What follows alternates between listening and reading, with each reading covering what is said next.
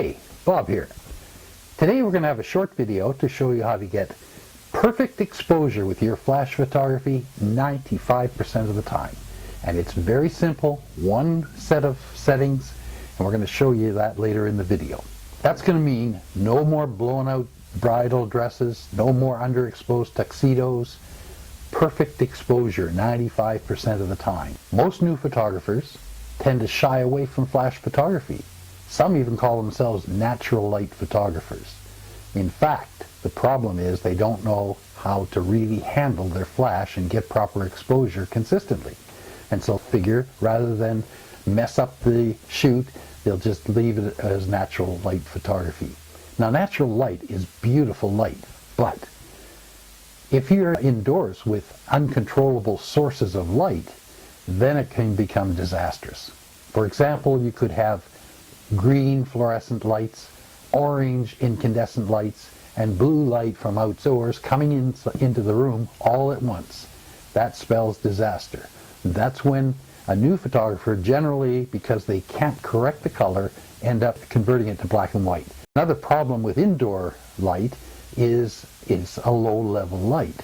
And that low-level light causes two things. First of all, you have to use a higher ISO, and that higher ISO causes grain or digital noise, which lowers the quality of your image. The second problem is it causes the use of slow shutter speeds.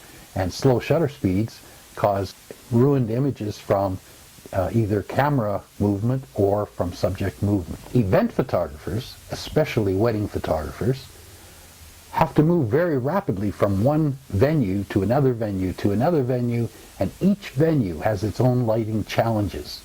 So for them, they especially need some form of consistency. Enter the flash. Now, obviously not every situation can be covered in this short video, but we'll be covering those in the future with more videos. So please subscribe below, and we'll be happy to let you know when those are available for you. Okay, let's get at it. First, let's see why those that are new to flash photography have problems. Firstly, new photographers especially tend to use a lot of automatic settings. Camera set on automatic can be confused by a flash hooked to it that's also set on automatic. Automatic includes everything except the M. In fact, shutter priority, aperture priority, the P, any of the settings like scenic or portrait, those are all automatic settings. So the only manual setting on your camera is M. Outdoors, which we're going to be covering in our next video, a TTL flash is at best confusing and inconsistent. They just don't work well in bright light. But we'll be covering that, so again, make sure you're subscribed so you don't miss that one. Now, obviously there are other challenges, but let's take care of these two problems that are common. That'll put you 95% there of having very consistent exposure flash results. The first problem to eliminate is the confused camera. And the way to do that is to set it on manual. And I can see right now a lot of you are saying, oh no, I don't know how to use manual. It's okay. It's very simple, and we're going to have one simple setting. You're going to leave the camera on that setting with all your indoor flash, and like I said before, you'll get 95% consistency. So we set it on manual, and lucky you get your pencils handy because I'm going to give you the figures. Start off with set the camera ISO at 400. Secondly, the shutter speed 1/200th of a second. The reason for that is that there's always ambient light, and that ambient light is enough light for a slow shutter speed to actually register movement from a camera or a subject and make your pictures look less sharp than they should be. A lot of people think that their pictures are out of focus, and they complain about their lenses, or they got a bad lens, and that seems to be a popular topic in forums. In fact, most of those pictures are not out of focus. They have camera movement. So, and it's caused from using automatic settings where the shutter slows itself down to much slower than you can hand hold a shot. The next setting is to set the aperture on the lens at f4.5. Now, here's a tip. A lot of the lenses that are zoom lenses may be 3.5 lenses or 3.5, but when you zoom in, that becomes a variable, and at full zoom you may have 6.3. So if you set the camera at f4.5, that'll give you really consistent results. But as soon as you zoom in, the aperture changes to f6.3, and now you can underexpose a lot of pictures because you're zoomed in. So the answer to that is to find the spot that your lens can maintain the 4.5 aperture setting, and then don't zoom in any further than that. Use your feet and walk into the subject if you need to get closer.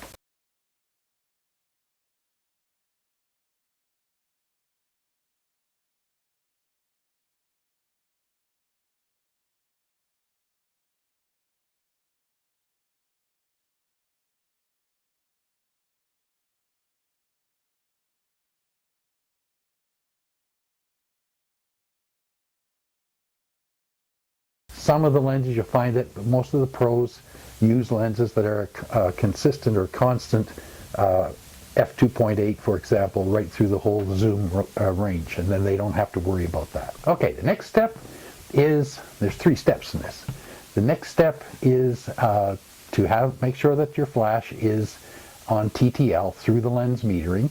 Most of the designated flashes today actually default at TTL, but just make sure that's where it is. And to that flash set on TTL, put a good flash modifier on it. And it has to be one that doesn't rely on a bounce from the ceiling or a wall for use. So a bounce card is not the answer. A bounce card works under, again, very small range of situations. It can be excellent under some conditions, but not very many. So a bounce card is not the answer if you're doing event photography where you have constant changes of situations. Okay. Now, some flash modifiers require that the light bounces from the ceiling and it throws some light in all other directions. That is not effective either. Too inconsistent, too much light wasted. A light modifier that spreads the light in 360 degrees is really basically throwing most of your light away. It softens beautifully in one way, but you lose your direction of light. So kind of a reflector that spreads some of the light and sends most of it straight forward, that is the best modifier to use. Now, why a flash modifier? Well, first of all, it softens shadows. It softens the harsh light from the flash. But it also, because it's scattering a percentage of the light, it increases the latitude of the light itself, so it doesn't fall off so quickly, so that your exposure is not as critical. And so you have some leeway if you don't have exactly the right setting, or if there's a variable in the clothing that's bouncing the light back, light clothing, dark light clothing, etc. Okay, so a good flash modifier is the answer. If you do this, you're going to be 95% there. Third thing you have to do, practice, practice, practice. Now, I'm not talking about practice at your next wedding. I'm talking about practice at a private party or a private dance you go to where there's lots of people milling around. Try situations with large rooms, small rooms, high ceilings, dark walls. That's the kind of practice you need before you go to the event you're going to shoot. Okay? And that's, with that practice, with those camera settings, with a good light modifier, you'll be 95% there. You'll just blow people away at the consistency of your images. Hope you've enjoyed that. I'd like to ask 2 things. First, please subscribe below if you've enjoyed this video, because we have more coming. So do subscribe below so that you'll be notified when they are available. And the second thing is, I'd really appreciate it if you could make a comment and tell us what subject you'd like covered next in this line of flash photography, outdoors, bounce light, etc. And it gives us a guide on what to bring to you next. Thanks for watching. See you next time.